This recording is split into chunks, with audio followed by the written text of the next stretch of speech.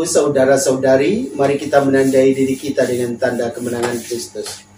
Dalam nama Bapa dan Putra dan Roh Kudus. Amin. Allah Bapa yang Maha Kuasa dan Kekal, kami bersyukur kepadamu karena Engkau telah mengumpulkan kami untuk mendengarkan firman-Mu. Firman yang sungguh menguatkan iman kami, agar kami tidak mudah goyah akan cobaan-cobaan hidup, tapi kami tetap kuat di dalam Dikau. Bantulah kami agar kami mampu menghadapi cobaan-cobaan hidup, sehingga akhirnya kami tetap setia kepadamu. Bapa yang Maha Baik, inilah doa kami yang kami naikkan ke hadirat-Mu dengan perantaran Kristus Tuhan kami. Amin. Firman Tuhan diambil dari Injil Suci menurut Lukas bab 4 ayat 1 sampai 13.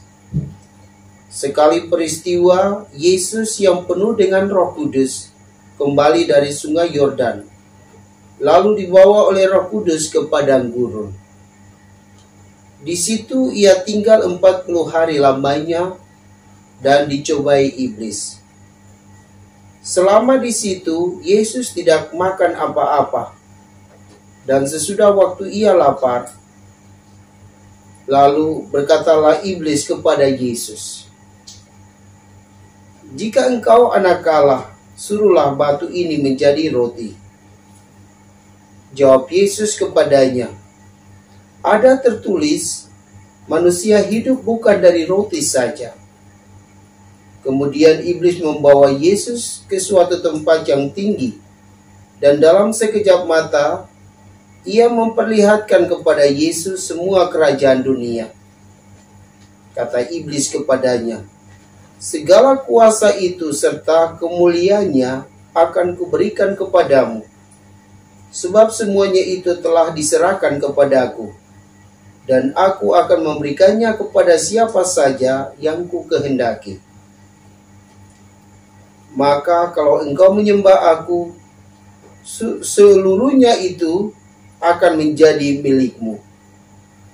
Tetapi Yesus berkata kepadanya, "Ada tertulis, engkau harus menyembah Tuhan Allahmu, dan hanya kepada Dia sajalah engkau harus berbakti." Kemudian iblis membawa Yesus ke Yerusalem dan menempatkan Dia di hubungan Bait Allah, lalu berkata kepadanya, "Jika engkau anak Allah, jatuhkanlah dirimu dari sini ke bawah.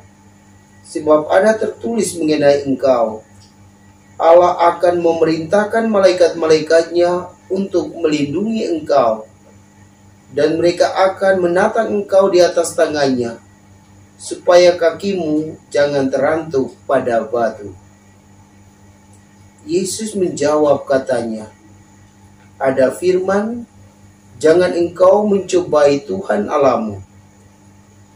Sesudah mengakhiri semua pencobaan itu, iblis mundur dari Yesus dan menunggu waktu yang baik. Demikianlah sabda Tuhan.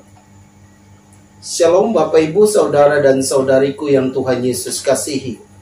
Dalam hidup kita sehari-hari, kita sepertinya hidup di padang gurun yang selalu dicobai dengan problem-problem di dalam kehidupan harian kita. Misalnya di dalam bidang ekonomi, kita mengalami kekurangan-kekurangan karena pandemi COVID, usaha-usaha kita tidak berhasil. Di dalam keluarga bisa jadi sering terjadi salah paham antara suami dan istri. Kemudian di kantor bisa jadi kita juga sering mengalami selisih pendapat dengan teman-teman, dan itu membuat kita rasa-rasanya hidup ini tidak aman lagi. Atau di mana saja kita berada, sering kita mengalami problem-problem dalam hidup. Semua itu Tuhan izinkan kita alami supaya Tuhan melihat apakah kita sungguh-sungguh mengandalkan Dia di dalam segala persoalan hidup kita. atau tidak? Bapak Ibu saudara-saudari yang Tuhan Yesus kasihi, Yesus yang penuh dengan Roh Kudus datang ke padang gurun dan ia tinggal di sana 40 hari lamanya. Saat-saat itu Yesus juga dicobai oleh iblis. Pencobaan pertama ketika Yesus lapar. Iblis datang dan berkata kepadanya, "Jika engkau anak Allah, suruhlah batu-batu ini menjadi roti." Lalu Yesus menjawab, "Ada tertulis manusia hidup bukan dari roti saja." Lalu iblis juga membawa Yesus ke tempat yang sangat tinggi dan memperlihatkan segalanya kepada Yesus. Dan iblis berkata, "Segala kuasa itu serta kemuliaannya akan kuberikan kepadamu, sebab semuanya itu telah diserahkan kepadaku, dan aku akan memberikannya kepada siapa saja yang kukehendaki. Jika engkau menyembah aku, seluruhnya itu akan menjadi milikmu." Lalu Yesus katakan kepadanya, "Ada tertulis, engkau harus menyembah Tuhan Allahmu, dan hanya kepada Dia sajalah engkau harus berbakti." Kemudian pencobaan ketiga, Yesus dibawa oleh iblis ke hubungan bait Allah dan berkata kepadanya, "Jika engkau anak Allah, jatuhkanlah dirimu ke bawah. Sebab ada tertulis mengenai engkau, Allah akan memerintahkan malaikat-malaikatnya untuk melindungi engkau. Dan mereka akan menatang engkau di atas tangannya supaya kakimu jangan terantuk pada batu." Yesus menjawab iblis katanya, "Ada firman, jangan engkau mencobai Tuhan Allahmu." Sesudah itu, iblis mundur dari Yesus. Bapak Ibu saudara-saudara, Yesus yang adalah anak Allah, yang penuh dengan Roh Kudus, masih mendapat cobaan dari iblis. Apalagi kita manusia lemah ini, yang bisa jadi saat tertentu kita dikuasai oleh Roh Kudus, tetapi ada saat tertentu kuat kuasa Roh Kudus itu lemah. Tentu kita juga akan mendapat cobaan-cobaan dari iblis. Maka bila Anda dan saya mengalami cobaan-cobaan dari iblis, misalnya saja kita dihadapkan dengan situasi yang menuntut kita untuk tetap jujur, sementara di pihak lain kita diajak juga untuk jangan jujur. Lalu apa yang mesti kita lakukan? Saat-saat demikian, mesti kita ingat akan firman Tuhan, supaya kita tetap jujur. Kita mesti mengikuti apa yang Yesus lakukan di dalam hidupnya.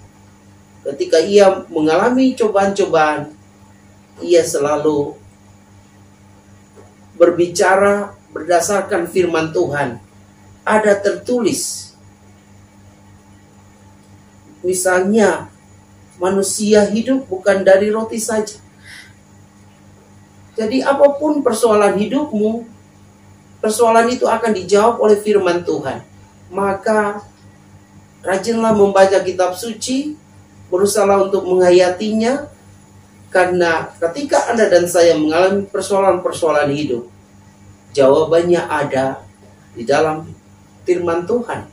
Firman Tuhan akan menjawab semuanya itu, sehingga kita tetap kuat menghadapi segala cobaan. Semoga demikian. Marilah berdoa. Tuhan, utuslah Roh Kudus-Mu menolong kami agar kami rajin membaca firman Tuhan, berusaha untuk menghayatinya dan melaksanakannya di dalam hidup ini.